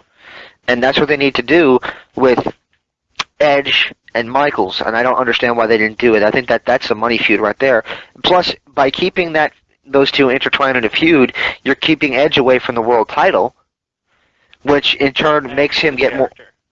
adds to his character because he gets more and more frustrated that he's been wrestling for this long and hasn't been world champion. And once he actually beats Michaels, guess what? He might get a title shot out of that because he just beat a top superstar. And at that point, you probably will have a face champion that Edge can go against. Or, I hope. Once you have time, you give things time to develop, and amazing things can happen. Look what we just did. Look what two wrestling fans just did. We just booked an angle that would go to WrestleMania, and that would put Edge in the main event spot. And that's not to say that we're genius minds. It's just how simple it is. Right. And it's just because we're thinking that we have to do this point A to point B. Yeah. and then we'll get to Thank point C. Then You can't go from point A to point C and skip point B. Yeah, I'm. By the way, I am. If they ever do a main event level feud with Edge and Orton, I will be very excited because those guys have fantastic chemistry in the ring, and they really click with each other, both on the mic and in the ring. Yep. I mean, I think they're really very good together. I think Edge is one of the most underrated wrestlers I've seen in a long, long time. Yeah. Especially because the internet hates him for whatever reason. Yeah. Orton. I mean, not as bad as Edge, but he is slightly underrated too. He got a lot of credit when he was heel, and when he turned face, the internet turned on him. So, I don't know why. I like Orton. Maybe they're all from Toronto. I don't know. But yeah, and by the way, when Edge and Michael get in the ring, you know it's going to be great. Yes, but to touch on that, when we were talking about maybe they're from Toronto, the Bizarro Raw, the Bizarro SummerSlam. Well, yeah, I ordered SummerSlam, and it sucks the life out of it for you. Yeah, I mean, okay, I ordered SummerSlam, and this would be and by the way, I hope the guy that yelled at you about mentioning your girlfriend on the thing doesn't yell at me, but my little sister... You said your sister? What do you have to prove? What do you have to prove, Eric? All right, so my sister, ever since April, has been very into professional wrestling, so we order... So SummerSlam is the first pay-per-view she's going to see in full live, Yeah. So it's going to be kind of cool. The card looks fantastic. The card looks great. We watched the thing, and, I forgot what the first match was, but nothing really struck me odd. The first thing that really struck me odd was Edge getting booed. Yeah, I know that the fans were kind of turning on him, but it's his hometown, which was kind of odd to me. Then people started cheering for Triple H over Eugene, and I was like, oh, yeah, I get it. It's just a contrarian crowd. And what I always say is, if you really dislike a particular character, go ahead, boo. By all means, that's what's great about this. If you like a heel or whatever, cheer him. That's fine. That's fantastic. But the Toronto crowd is not doing that. They're not doing this because there's no way that entire arena is that into one character. They're just doing it to just be idiots. Just let's do what everybody else is doing. And that's I did that to a point just to get people's goats. But it screws up. Eugene was making his Hulk Hogan comeback, and people were booing him. That sucks the life out of a match. It makes it awkward, and it screws up everybody's work rate. You know what you don't see anymore? Remember how they used to do a spot where the guy had him in a sleeper hold, and the guy would, the referee didn't lift his arm up twice, and then on the third one he'd lift his hand in the air and the crowd would go nuts, and of course he'd, wave his hand in the air, yeah, I'm going to come back now, and he gets up and he elbows him in the stomach, and the crowd goes boom with every shot. They cheer. You don't see that anymore. Now, imagine that, but the crowd booing the guy who's doing it. Yeah. It just doesn't work as well. It's not the same effect. And that's just, you can't have a good match with psychology if you don't have two guys working that the crowd understands who should be heel and who should be face. And it's not the wrestler's fault. It's in this case, and this is not the case in every event, but in this case it definitely is the Toronto crowd's fault. In 1985, people, he was a heel, but people, or I can't remember if it was 87 or not, people really liked Randy Savage's character even though he was a heel. In 1998, they really enjoyed The Rock's character even though he was a heel. That's fine, but it's just really annoying when they do stuff like that. You can do it in rare occasions, but you can't do it with everybody. Who in their right mind would boo a mentally retarded guy coming back against a heel that's been making fun of him for 6 months? Toronto. Right. Well, they don't know the difference between right and wrong. But let's not get into anything like that. Let's not... Well, you ever see Family Guy? No, it's not. Yeah. And they said, like lazy Mexicans. Actually, Mexicans are actually hardworking people. And then he says, well, it's not like Canada. And they're waiting for the nice thing to say about Canada. And then he says, Canada sucks. Yeah, I like that one. Yeah. The more you know. What was I going to say? It's... The Toronto fans are strange, but let's get to... Did you just do a British accent? you mean like Triple H? If you mean like Triple H, then yes, I did a British accent because I talk American. James is under the impression that Triple H has a British accent. I explained he used to have a New England-esque accent, and James says, but how come he was in the Blue Bloods? The Blue Bloods with William Weagle. How come he was in the Blue Bloods? Guess what? It's a gimmick, James. The Undertaker's not a dead guy. So, no, I said I did an impression one time, and I said when Triple H was doing the thing with Slaughter, he's like, I'm gonna swing by your house and show her my Lance Corporal and show her what standing and attention is all about. And he was like, see, listen how he says about. Well, you know, I don't know. I really thought that. I don't like Eric because I really thought he's that. got enthusiasm. Anyway, I just really thought that, you know, I thought he was from England, and I was going to book him on my upcoming show and expect to sell copies that won't play in the United States. Anyway, so yeah, that's essentially Triple H is from America, and we've established. I know he is, but I'm just saying that he was playing a British guy at one point. He's playing an American blue blood.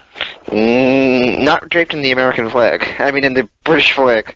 In WCW, maybe, but when he was the WWE guy, he was an American. Union Jack, I think it's what they're called.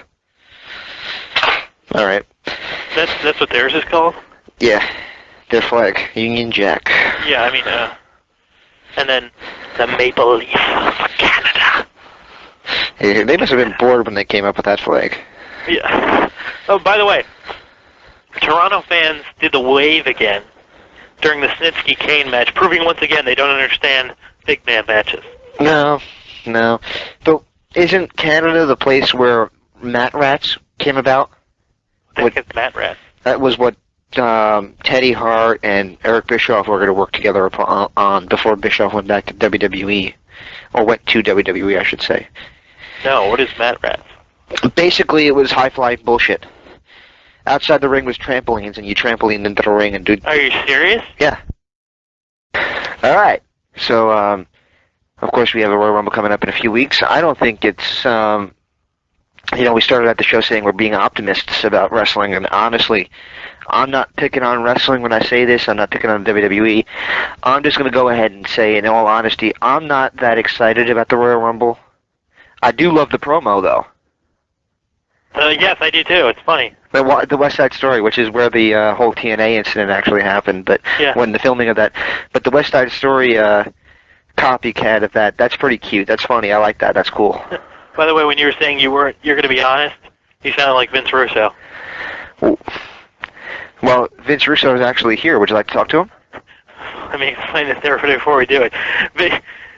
James has what I think is a really funny and pretty good Vince Russo impression that he does a lot that I think is really funny. And, by the way, we mean no disrespect to Vince because... I don't do an impression of Vince Russo. Okay, well, anyways, we mean no disrespect to Vince because, number one, I'm a big fan of a lot of stuff he's done, and number two, we'd like to have him on the show again because I've got a boatload of questions for him. But this is kind of tongue-in-cheek, but James says Vince Russo... Well, it's not me. I mean, I'm telling you, he's sitting in the corner of my room right now staring at me, wondering why I've been on the phone for so long. Do you want to talk to him? Yeah, sure. Okay. Vince! What do you want? All right. I got a guy on the phone who wants to talk to you. All right. Hello, who's this? This is Erik Clancy, Vince. All right, Eric. Make it quick, Eric. I just have one question for you. Who do you think in your tenure in WCW could have been the next big star? Well, you know, Eric, in my time in WCW, I saw a lot of turmoil. A lot of things weren't going my way. And to be honest with you, I saw one shining star that never made it in WCW. And it didn't make it because of damn standards and practices. And that shining star was Lenny Lane. Well, what are you going to have him do? You know, like I said, the whole standards and practices thing, and I'll tell you this right now, everything Vince Russo does has a purpose. But because it has a purpose, I wasn't able to follow through in my initial plans thanks to the Good Old Boys Network. And my initial plan was to have Lenny Lane, after the 10 o'clock hour, when all the kiddies went to bed, perform sodomy. You think people would buy that? I don't know if people would buy it. I do know that some people would enjoy it. You got to imagine how many gay people are actually wrestling fans. If you listen to our friend, who I will rename Nameless, he's a big fan of saying that everybody's gay in the wrestling business. And those in the wrestling business tend to like sodomy. So you got to understand, Eric, that people that are gay enjoy sodomy. Well, who would you have him perform sodomy on? Who else? Hulk Hogan. So do you? I mean, do you think? I mean, do you think anybody would get into that? Well, I'll tell you what. I sure think Lenny would. Well, I set you up as well. Well, let's get off this before we get into any trouble. But all right, bye, Vince. Thanks for your time.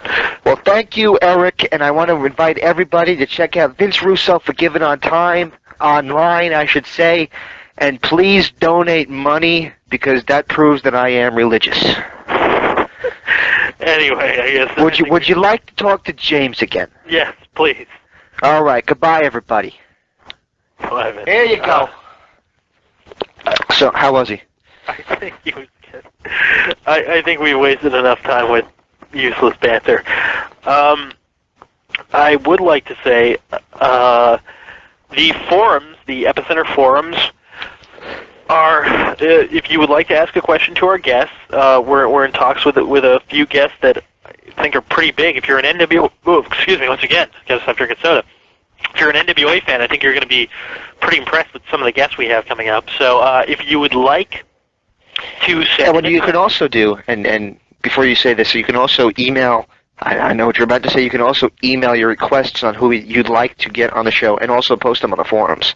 We're going to open a thread on there that says, who would you like to talk to? And you can answer with anyone. Yes. But if you would like to ask a question to the guests, it is kind of our way to get you sign up to the forums. But wait a minute, Vince Russo wants to come in and say something. Yeah, are you there, Eric? Yeah. Well, I'd like to say that I'd like to talk to Lenny Lane. I bet you would. Okay, get off the phone, Vince. Okay. All right. This is our way of kind of getting you to sign up for the forums. We're only going to take the questions from the forums. To our guests, as opposed to getting them from email. It's kind of a cheap way for us to get you on the forums, but I mean... what we want to do is, we have a forum set up that I think could work.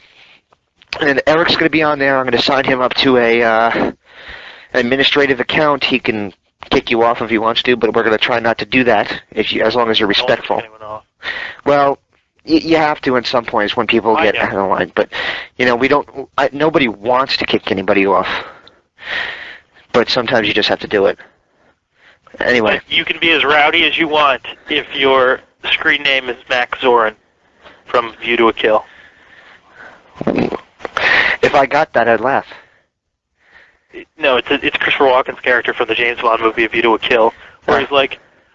And then when they're talking about him in the movie, he's like, my subtext was, James Bond is a suave guy, and I always have to think, does he like my hair? Is my hair good enough for James Bond? And I thought that was funny.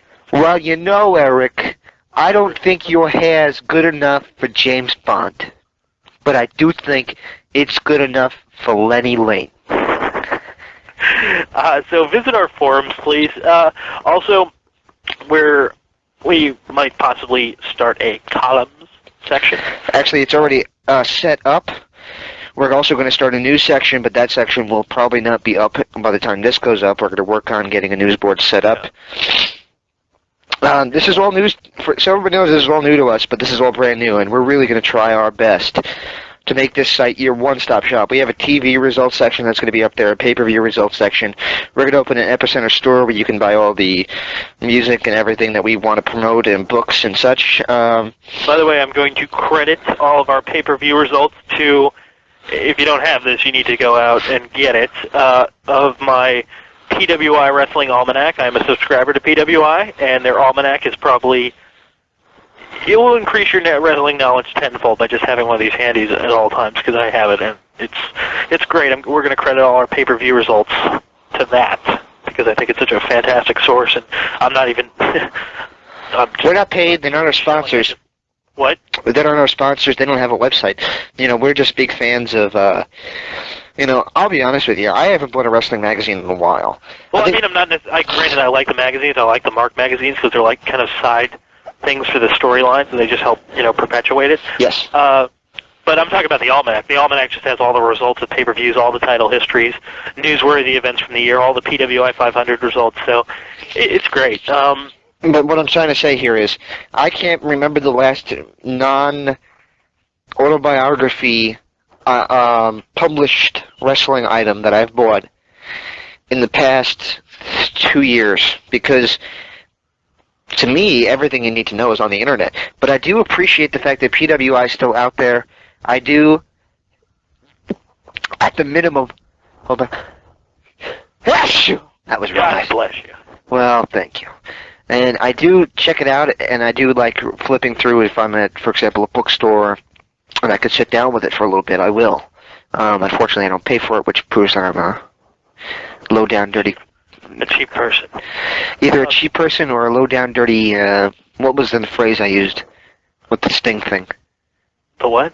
Oh, rat fink. I'm a cheap-down, dirty, good-for-nothing rat fink.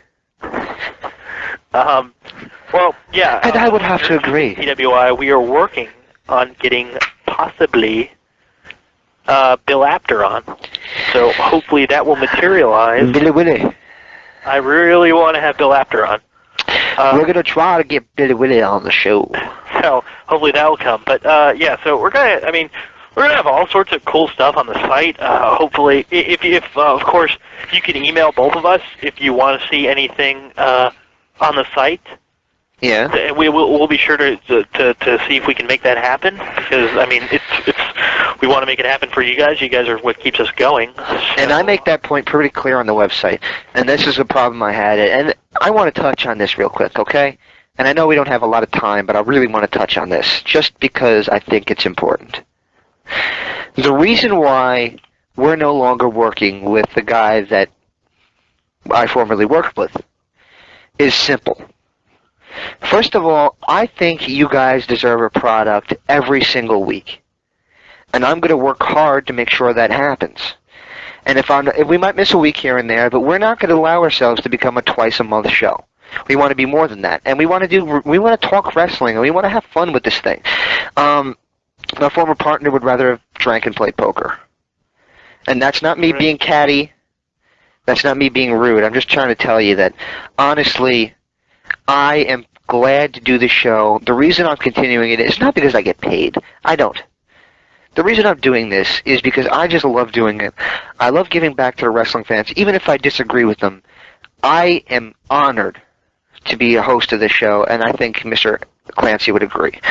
I am.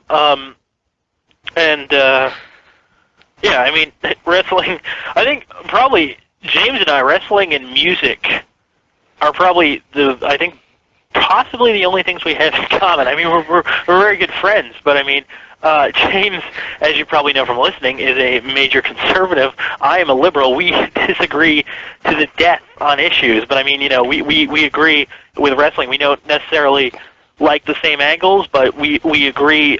We both like ice cream. He likes, vanilla. I like chocolate or whatever, but we know what works. We know what a heel is. We know what a face is. Yes, I stole that from Ric Flair's book, if you're listening to it. But that's the deal. We know what works. We know what doesn't work, and we have our preferences. And I want to point this out. While you just mentioned Flair, I want to jump in here. You know what's funny?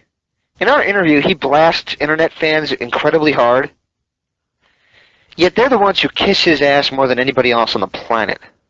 Yeah, well, I respect Flair, but I don't like him.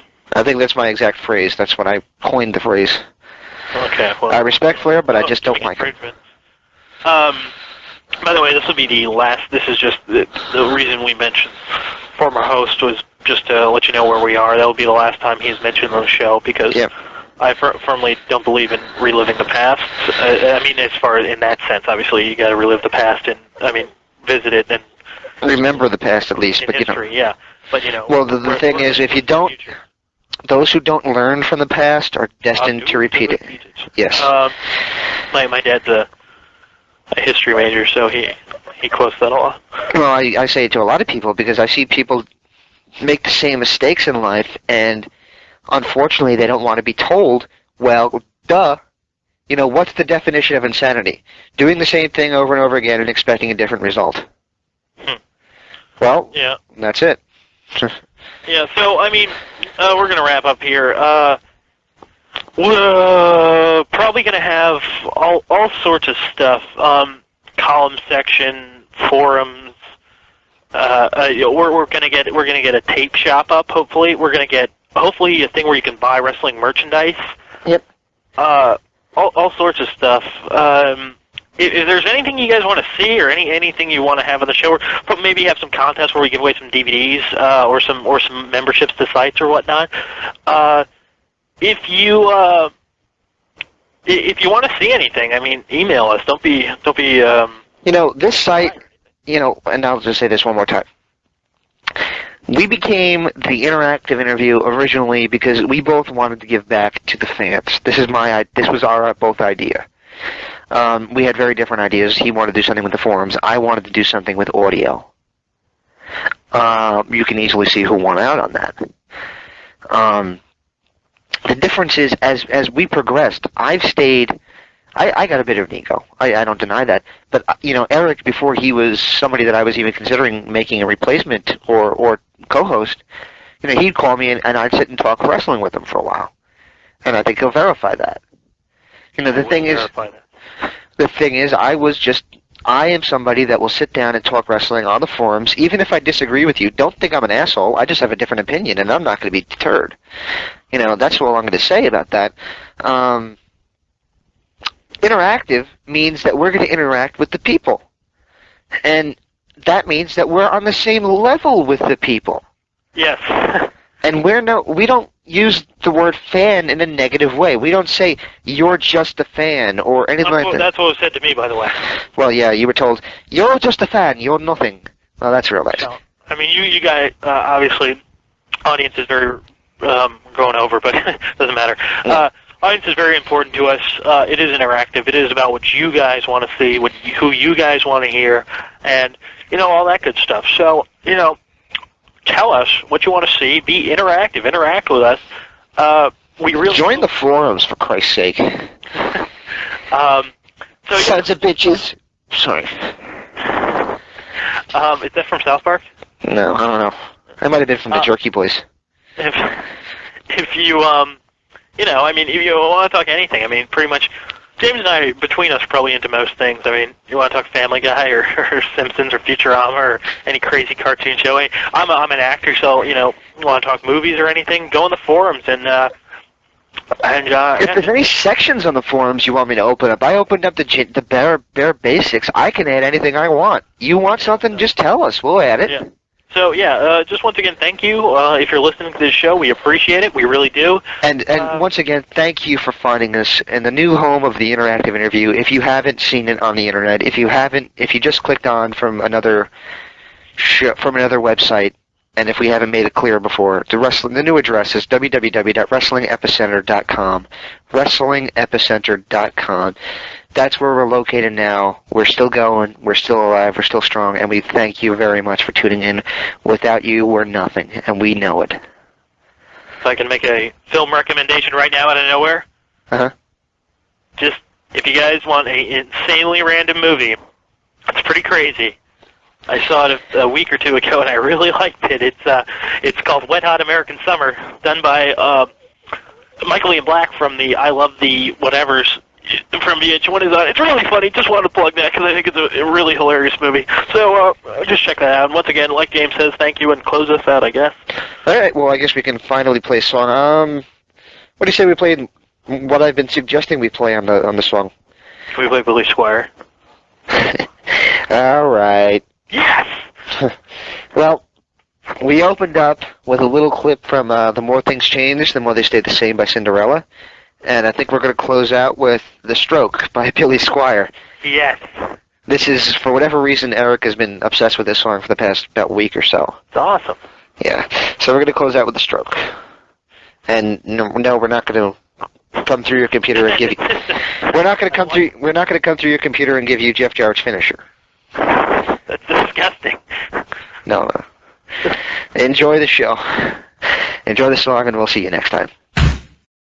Well, that's all, folks. You have made it to the end of another video here on the Wrestling Epicenter channel. If you liked what you heard, please click the like button and leave a comment telling us what you think. And consider subscribing. It helps us more than you know. Thank you.